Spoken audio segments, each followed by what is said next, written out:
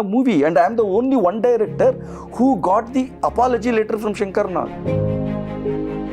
ಮಹಾಯುದ್ಧ shooting first day ಮುಹೂರ್ತ opening ಶಾಟೇ ಶಂಕರ್ ನಾಗ್ ಅವ್ರದ್ದು. ಕಾಯ್ತಾ ಇದೀವಿ ಬರಲೇ ಇಲ್ಲ. 10:30 ಆಗೋಯ್ತು ಮುಹೂರ್ತದ ದಿವಸ. ಕಡೆ 11:30 ಬಂದರು. ಬಂದ್ಬಿಟ್ಟು ತಿರ್ಗಿ ಅವ್ರಿಗೇನು ಗಿಲ್ಟು, ಬರೋದು ಲೇಟ್ ಆಗಿದೆ, ವರ್ಕ್ ಪೆಂಡಿಂಗ್ ಆಗಿಬಿಡುತ್ತೆ. ತಾನೇ ಸ್ಕ್ರಿಪ್ಟ್ ತೊಗೊಂಡ್ಬಿಟ್ಟು ಡೈರೆಕ್ಷನ್ ಮಾಡೋಕ್ಕೆ ಶುರು ಮಾಡ್ಬಿಟ್ರೆ ಅವನ ಅನುಕೂಲಕ್ಕೆ ಫಾಸ್ಟಾಗಿ ಕೆಲಸ ಮುಗಿಸ್ಕೋಬೋದು. ಸರ್ ನನಗೆ ಬೇಕಾದಾಗ ನಾನು ತೆಕ್ಕೋತೀನಿ, ಡೋಂಟ್ ವರಿ.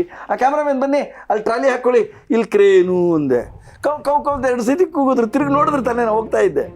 ಸುಮ್ಮನೆ ಆಗ್ಬಿಟ್ಟ ಮನುಷ್ಯ.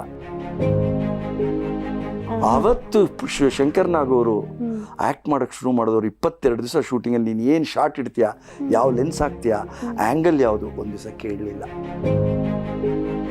ಕೌಶಿಕ್ ತುಂಬ ಚೆನ್ನಾಗಿ ಮಾಡಿದೆಯಾ cinema, you are directing my movie ಅಂತ ಅವತ್ತೇ ನನ್ನ ಸಂಜೆ ಜೊತೆಲಿ ಕರ್ಕೊಂಡು ಹೋದ್ರು ಕಂಟ್ರಿ ಕ್ಲಬ್ಗೆ. Is a beer lover Shankar Nag.